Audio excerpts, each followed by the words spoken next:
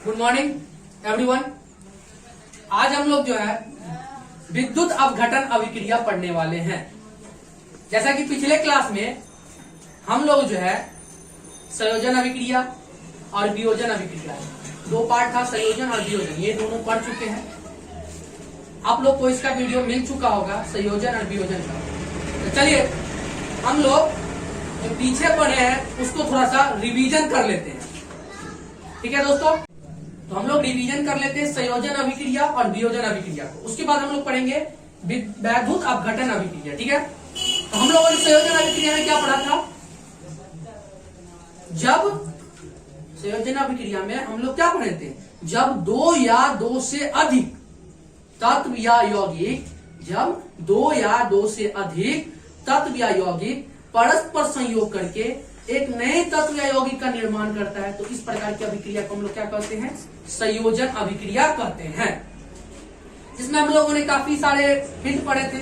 एक मैंने हम लोगों ने पढ़ा था, जब दो तत्व कार्बन और ऑक्सीजन, जब दो तत्व एक दूसरे के साथ अभिक्रिया करता है, कार्बन का मीन्स क्या हो गया? कोयला। जब कोयला को ऑक्सीजन के साथ जलाया जाता है, कोयला को ऑक्सीजन के साथ जलाया जाता है, तो हमें कार्बन डाइऑक्साइड प्राप्त होता है। धुआं के रूप में जो हमें प्राप्त होता है उसे हम लोग कार्बन डाइऑक्साइड कहते हैं। तो ये क्या हुआ? दो तत्वों के बीच अभिक्रिया। फिर हम लोगों ने देखा था मैग्नीशियम, Mg को ऑक्सीजन के साथ जलाया जाता है, मैग्नीशियम को ऑक्सीजन के साथ जलाया जाता है, तो हमें मैग्नीशियम ऑक्साइड प्राप्त होता है, मैग्नीशियम ऑक्साइड प्राप्त होता है।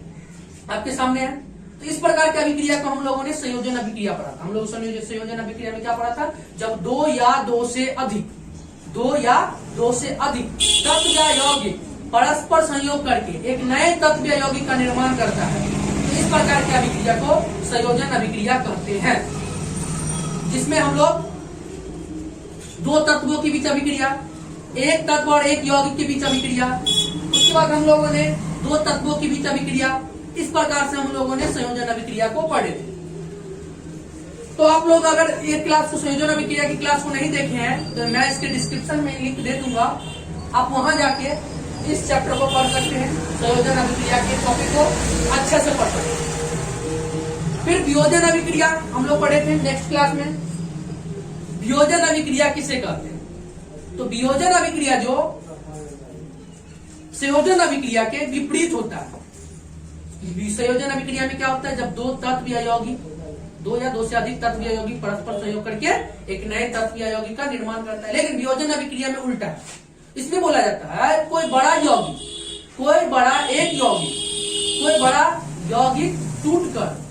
यौगिक टूटकर एक ही यौगिक होना चाहिए। वहां पर क्या बात होता है? एक, दो का नहीं।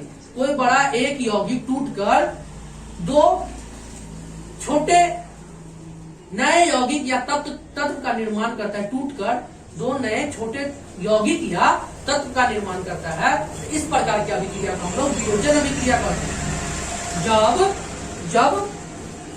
जब कोई यौगिक टूटकर दो या दो से अधिक अन्य तत्व या यौगिक का निर्माण करता है, तो इस प्रकार की अभिक्रिया को हम लोग वियोजन अभिक्रिया कहते हैं। वियोजन अभिक्रिया में हम लोगों ने कैल्शियम कार्बोनेट को हम लोगों ने क्या था? Calcium carbonate CaCO3, calcium carbonate को हम लोगों ने यहां पर तोड़ा था। जब कैल्शियम कार्बोनेट को गर्म करने पर, कैल्शियम कार्बोनेट को हीट किया जाता है, कैल्शियम कार्बोनेट को हीट किया जाता है, तो हमें क्या प्राप्त होता है? Calcium oxide. क्या प्राप्त होता है? Calcium oxide. और साथ में हमें कार्बन डाइऑक्साइड की प्राप्ति होती है। जब कैल्शियम कार्बोनेट को जब हीट किया जाता है, गर्म किया जाता है, तो हमें कैल्शियम ऑक्साइड और कार्बन डाइऑक्साइड की प्राप्ति होती है। ये हम लोगों ने पढ़ा था। उसके बाद हम लोगों ने पढ़ा था potassium chlorate KClO3 potassium chlorate को जब गर्म किया जाता है, पोटासियम क्लोरेट को जब हीट किया जाता है, तो हमें पोटासियम क्लोराइड प्राप्त होता है। KCl पोटासियम क्लोराइड और ऑक्सीजन का निर्माण होता है। क्या निर्माण होता है? ऑक्सीजन का निर्माण होता है। ये समीकरण अभी संतुलित नहीं है, इसको संतुलित भी आप लोग कर सकते हैं। ठीक है। तो यहां पर क्या देख रहे हैं हम लोग, एक बड़ा यौगिक टूटकर दो नए यौगिक और एक तत्व का निर्माण कर रहा है। मतलब एक बड़ा यौगिक टूटकर एक यौगिक और एक तत्व का निर्माण कर रहा है। तो ये क्या हुआ, वियोजन अभिक्रिया का, संयोजन अभिक्रिया का उल्टा हुआ वियोजन अभिक्रिया। हम लोगों ने फिर इसमें जाना था वियोजन अभिक्रिया 3 प्रकार के होते हैं। उष्मीय वियोजन, वैसी अभिक्रिया जिसमें उष्मा की आवश्यकता होती है तो उसमें हम लोग उष्मीय वियोजन कहते हैं। फिर दूसरा हम लोगों ने पढ़ा था विद्युत वियोजन, वैसी अभिक्रिया जिसमें विद्युत की आवश्यकता होती है, वैसी अभिक्रिया जिसमें विद्युत की आवश्यकता होती है, विद्युत वियोजन कहते हैं। फिर तीसरा हम लोगों ने पढ़ा था वैसी अभिक्रिया जिसमें प्रकाश की आवश्यकता होती है, प्रकाशीय वियोजन अभिक्रिया कहते हैं। ये सब हम लोगों ने पिछली क्लास में पढ़ा। अगर इसको आप लोग डिटेल से पढ़ना चाहते हैं तो वियोजन अभिक्रिया, संयोजन अभिक्रिया दोनों का लिंक मैंने डिस्क्रिप्शन में डाल दिया है और वहां से आप लोग देख सकते हैं। आज हम लोग पढ़ने वाले हैं वैद्युत अपघटन अभिक्रिया। आज जो हम लोग पढ़ने वाले हैं वैद्युत अपघटन अभिक्रिया। वैद्युत अपघटन अभिक्रिया में क्या होता है, वैद्युत अपघटन अभिक्रिया में क्या होता है? तो सबसे पहले वैद्युत अपघटन अभिक्रिया, कोई भी अभिक्रिया पढ़ने से पहले हम लोगों को वैद्युत अपघटन का परिभाषा जानना चाहिए। कोई भी अभिक्रिया को अगर हम लोग पढ़ेंगे उसके लिए उसको समझना पड़ेगा तो उसे किसे कहते हैं, वैद्युत अपघटन अभिक्रिया किसे कहते हैं। तो वैद्युत अपघटन अभिक्रिया जब कोई धातु द्रवित अवस्था में हो, क्या हो, तो जब कोई धातु द्रवित, या कोई ऐसे भी कह सकते हैं जब कोई पदार्थ द्रवित अवस्था में हो, क्या हो, जब कोई पदार्थ द्रवित अवस्था में हो तब उसमें विद्युत धारा प्रवाह करने पर, जब कोई पदार्थ द्रवित अवस्था में हो तब उसमें विद्युत धारा प्रवाह करने पर, क्या बोले, जब कोई पदार्थ द्रवित अवस्था में हो तो उसमें विद्युत धारा प्रवाह करने पर धातु कैथोड पर और अधातु एनोड पर मुक्त होती है। क्या हम लोगों ने सीखा, जब कोई पदार्थ इसको मिटा देते हैं हम लोग पहले, जब कोई पदार्थ द्रवित अवस्था में हो, मतलब लिक्विड में हो, पानी की तरह हो, जैसे कि H2O, क्या, जैसे कि H2O, ये क्या है, द्रवित अवस्था में होता है, पानी की तरह होता है, एक लिक्विड की तरह होता है और इसमें विद्युत धारा प्रवाह करने पर क्या होता है, इसमें जब हम विद्युत धारा प्रवाह करते हैं तो हाइड्रोजन और ऑक्सीजन का निर्माण होता है। किसका निर्माण होता है, हाइड्रोजन और ऑक्सीजन का निर्माण होता है। तो हाइड्रोजन कैथोड पर, हाइड्रोजन कहा, कैथोड पर और ऑक्सीजन एनोड पर मुक्त होता है। क्या होता है, हाइड्रोजन कैथोड पर और ऑक्सीजन एनोड पर। अब देखिए कैथोड और एनोड समझने में आप लोग को दिक्कत हो रही होगी, कैथोड और एनोड समझने में दिक्कत हो रही होगी, ठीक है, कैथोड और एनोड समझने में आपको दिक्कत हो रही है। देखिए जब सेल होता है, बैटरी जो होता है, बैटरी का दो पार्ट होता है, एक ऊपर वाला जो उभड़ा हुआ भाग होता है उसे हम लोग एनोड कहते हैं। क्या कहते हैं, एनोड, मतलब प्लस चार्ज कहते हैं, एनोड कहते हैं। ऊपर वाला जो उभड़ा हुआ भाग रहता है उसे हम एनोड कहते हैं, ठीक है, प्लस को हम लोग एनोड कहते हैं, ठीक है।